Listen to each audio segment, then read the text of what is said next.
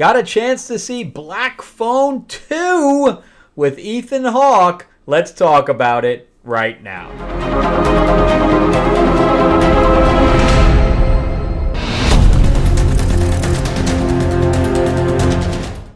Welcome back to the channel, everyone. Thank you so much for spending time with me as we rant about movies, comic books, and television shows, as well as the occasional board game. I am your host, Frank Zenka, an award-winning screenwriter, novelist, and comic book writer, as well as a filmmaker. And here we're going to talk about Black Phone 2. It just comes out this week. Depends, of course, when you're watching this. At this point in time, it is October 17th, so that is the day of its release. It's a Thursday night, and there were several people in the theater. So the original movie, the entire cast comes back for the most part. You got Ethan Hawke that comes back. You got Mason Thames, who now is getting even more claim to fame with his role of Hiccup in How to Train Your Dragon, the live action. And then you have Madeline McGraw, who plays Gwen, who is his sister, who was very young back in the day, because this was 4 years ago, and she's only 15 now, so she was like 10 or 11 years old when this happened, and he's 18, so he was 14 when he did the original Black Phone. She looks completely different now. She has two brothers and a sister that are also actors. You obviously probably know her sister, which is Violet McGraw, who plays in Megan. So she's the little girl in Megan. Then we have Damian Bashir, who is from The Nun, the original Nun. So we have a lot of names in here, but a very, very small cast. I guess they tried to keep the budget low, but I guess they didn't succeed. Either that, or they just handed Ethan Hawke a bunch of money to come back. That's the only thing I can think of. I don't think he's that kind of person. But you never know, because the budget has now doubled. The original budget was $16 million, of which, and it was by Blumhouse, which is even higher than a normal Blumhouse film, because normally Jason Blum leaves his budgets, he caps them out at $10 to $12 million. This was 16, so this was even higher than a normal one. However, it made $161 million globally during its run, and then it did another $2 million in Blu-ray sales, and it probably made another $5 million in VOD sales, not to mention streaming. So, for all we know, it tapped out at $180 million on a $16 million budget. So I guess that's why they thought, all right, we're going to throw another $16 million into this thing, or another 15. Who cares? We're going to make it. There's no doubt. So if not, we've already made it on the previous one. So even if it loses money, whatever, it's a gamble. But again, I don't know where the extra $15 million is being used for. It was shot in Canada. Shocker. Even though it's supposed to be here in the States. I think it was supposed to be Colorado. And they're using Quebec for Colorado.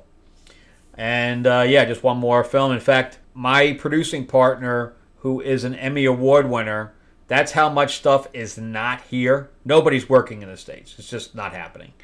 I'm supposed to know more about my vertical company in the next couple of weeks. I'm supposed to have my contract come in. But he is actually going to Kosovo for a very small production. And even the small productions are going out of the country. So nobody is working in the States. I don't know how anybody in California is even existing. I don't know. I don't know how it's working. But anyway, that's the state of the affairs of the film industry. But on top of that, before I continue too, I am going to be doing a film class through Zoom. If you are interested in that, please DM me and I will send you a link when we go live with that, probably over the weekend. But anyway, going back to this production, it takes place almost 100% in the snow. I don't know how they shot this in a month or whatever, 4 or 5 weeks in the snow. These poor people. And she had to walk around in socks for the most part, but the socks never got wet or anything like that. I don't know. She had blood on them at one point. So I don't know how much was shot on a soundstage and how much was actually shot on location. I don't have that answer. It did have a New York logo at the end as well. If you stay to the end, it tells you where it was shot. And so I stay in the credits until we finish. But I can think that they probably, well, some of their house stuff probably took place in New York. Because it takes place in the house, and then it takes place on this camp. I don't know how many people go to camp in the snow. I don't know. I don't remember anybody going on vacation or oh, my school is out for holidays, so I'm gonna go to camp for a week. I don't know anybody that's done that, man. I don't know anybody that's done that. I have no idea people that go to ski resorts and stuff like that, but going to camp. So the way they were able to keep this on a small scale, because there's like 6 main actors in this, and then you have like your day players and stuff like that. And even the dad is only in a few scenes. So you really have Mason, which is Finney, Gwen. You have Ethan Hawke's character, the grabber. The dad's in it a little bit. You have Mustang, and then you have Ernesto, and you have Mando, which is the person that's running the camp. He's like the main counselor, I guess. And then you have her mom, that has a couple of scenes as well. And then you have the little kids, that you see in the trailer that were killed or whatever. They're the ghosts. That's it. I mean, I named off the entire cast. The biggest scene was in the beginning where he was in school. And we have a lot of extras, like kids that are extras. I'm sure they're all teenagers. That's the other thing, is that they probably slowed down production because she's only 15, right? 15, 16. So they have to have a school on set. They can only shoot like 3-4 hours at a time. That's why a lot of the high school ones have 18-year-olds, even though they're supposed to be 15, because 18, you don't have to have a school teacher on set, and you don't have to pull the people back to have class. So it's like 3 or 4 hours of shooting, and then 2 hours of class, and then another 3 or 4 hours of shooting. That's how it works. And then, of course, you have lunch. So the kids shoot only a very, very small amount of time. And that's why, most of the people, they older kids play, or older teenagers play for younger. Anyway, before we continue on, remember to give me that like, give me that thumbs up if you can. If you can't subscribe, please do. Ring that bell, ding, ding. Also, remember, too, that I'm a writer myself. So if you'd like to read anything that I've written, you can go to Amazon.com and just type my name in, or there's a link in the description below. You can see my 4-novel sci-fi epic quadrilogy called Destiny Aurora. So if you like Star Wars, Star Trek, Guardians of the Galaxy, you'll love Destiny Aurora. And it was made into a board game, an RPG, a graphic novel. It's all over the place. And it's also on Audible, so you can also listen to it as well. Only the first book is on there.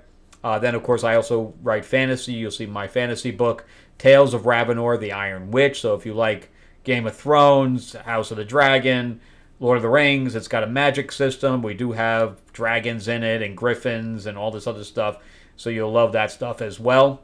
And then my new comic, Fairy Tales of Terror, where we have a Psycho Cinderella, Killer Captain Hook, being chased around New York City because they come into our world, being chased by Neverland's Tiger Lily, who is a badass. You're going to love that book as well. And that was successfully funded on Kickstarter, and we are now going into late pledge. I just launched the store for late pledge. You can go to fairytalesofterror.com. But anyway, moving on. Back to the thing. I really like what they did with Finn's character here in the beginning, where he has PTSD. I love that idea. That is a really good idea, showing that the first movie has weight, where everything that happened in the first movie is affecting his life in general, and this is 4 years later. They said that it was 1978, so it's 1982 now.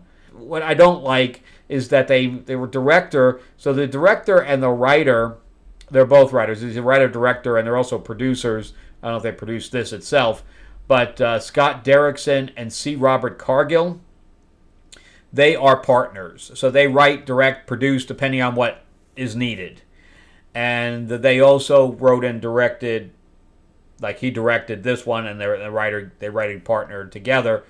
The original Black Phone. They also did Doctor Strange, the original Doctor Strange, Sinister 2. So they've done a few things together that are pretty successful. And now here they are, getting back together for this, and now they have doubled the amount of money to play with. And I think that they put it in this Ice thing. This is the second Ice movie I've seen, because I also saw the one with Emma Thompson. And that was definitely shot on location. I don't know how the breath isn't coming out, like the smoke coming out. Because I didn't see that in this one either. And I didn't see it in Emma Thompson's thing, but I read up on that, and she had to go through classes about, again, training on how to deal with the cold. But the reason they did that was so they could keep the cast small, so they didn't have to worry about kids or anything like that, because the kids hadn't arrived yet. This was only for the counselors, and then they got snowed in. So that kept everything small.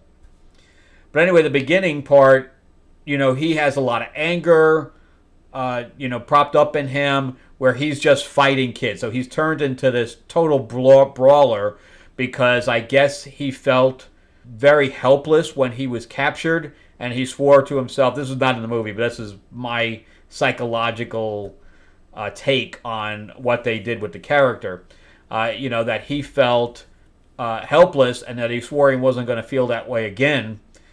So he basically built himself up and became a fighter, so that he didn't fear anything. And we have a little arc with him, and we have an arc with the sister. So the first scene is you see this girl at the payphone in front of the lake, and you don't know who she's talking to. You only see her side of the conversation. So I really like how that progressed. So there's a lot of stuff I really liked, especially in the first half. The first half to 2/3 of the film, I felt were very good.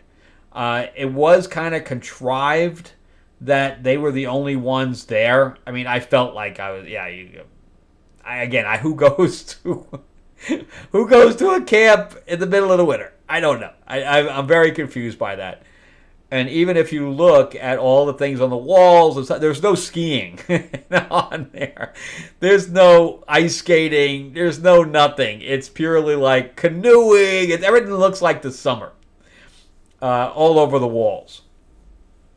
And there, of course, I said they're all the only ones there, and the girls have she has her own dorm, and then Mustang, who was, she was in The Working Man. She played the little girl that gets captured in The Working Man. Here she's like a cowgirl. Her name is Ariana Rivas. Again, her character name is Mustang. So again, she's one of the few actors that are in here, and we see her very sporadically as well. But we have Barb, who's a pain in the ass and stuff like that. But what I really liked was the setup, and I thought this is where they were going to go with it, to make a franchise out of it, where they were making their own like Conjuring, because she had the ability of second sight, right? So she had this whole thing with the dreams, where she was the same thing that she did in the first movie, where she was able to discern stuff through her dreams. And then we had Finn, who was able to speak to the dead through the phone, right? And he was the only one that can hear the thing ringing, and it's the same thing here. I really like that. Then you find out that the mother had both of those abilities, and each one of them got something different. I really like that. So I'm like, oh, now we have like a Conjuring, except it's a brother-sister team, and they're going to go off and find, the stuff that happens, to these dead people, and they're going to be like an investigative team.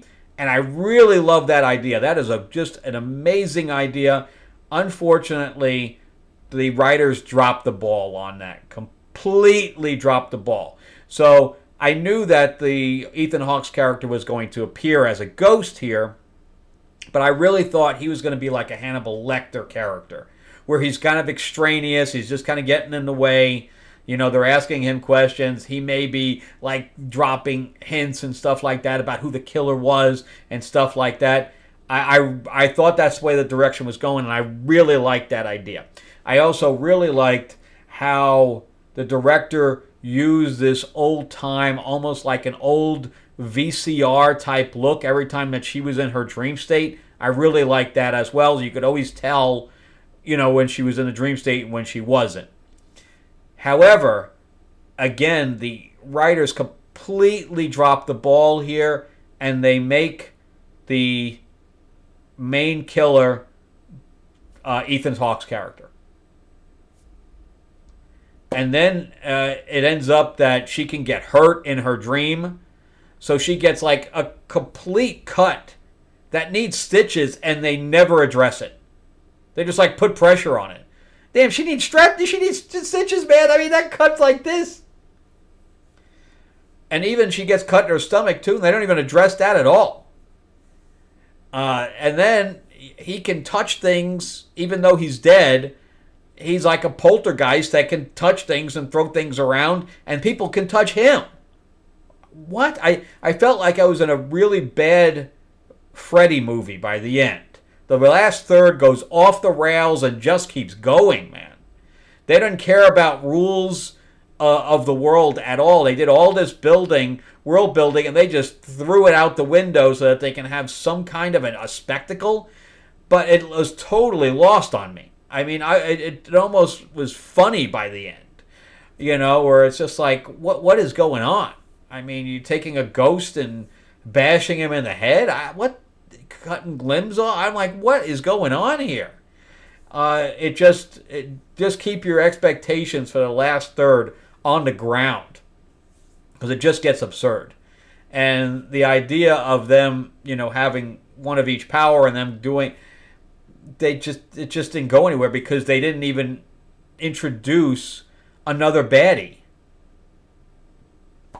And I thought that was a complete mistake. So you also have this coincidence that the mother ended up going to the same camp as the grabber. I mean, that's too much of a coincidence, man. So you really had to eat a lot of stuff here to keep going by the end of the film. But all the stuff they did in the beginning, they just kind of ruined by the end. And I don't understand why they went in that direction. They had so much stuff going for it. There was so much mystery. I liked a lot of the stuff. And then by the end, it just destroyed everything. And I don't know. I'm sure it'll still do decently. But this one's not as good as the first one. It started out really good, but then the end itself imploded. So, unfortunately, I'm going to give this a 6 out of 10. It's slightly above average, mostly for the first half of the film. All the cast did a good job, but it's pretty much this close to just being meh, unfortunately. And I just thought this is some stuff I just didn't buy. My grip on what they were making for reality slipped away. So I just couldn't buy what they were dishing out by the end. All right. Then on top of that, people fall in the water, in the ice, and they just get out. They're wet. What? There's no way. They would have to run inside and get their clothes off and dry up, or else they're going to, be losing limbs by the end there. But no, they just get out and they're just standing wet. I don't know, man. I don't know. Yeah. Let me know what you guys think. Did you buy what they were selling by the end, or were you checked out as well? So let me know. All right, remember too to give me that like, give me that thumbs up if you can. If you can, subscribe, please do. Ring that bell, ding ding. And also remember too, if you want to check out anything that I've written, just go to Amazon.com and definitely jump onto Fairy Tales of Terror before I close up late pledge, and I'm going to be retiring certain covers and things like that. And just go to fairytalesofterror.com. And if you are interested in taking my film class, I do a 2-day class. I think it's going to be on November 1st and 2nd. I'll be sending people out the Eventbrite link. So if you'd like to know that, just do a little comment in the section, and I'll definitely read it. All right. Thanks a lot, guys. Have a great week. And again, let me know what you guys think after you see it. All right. Bye-bye.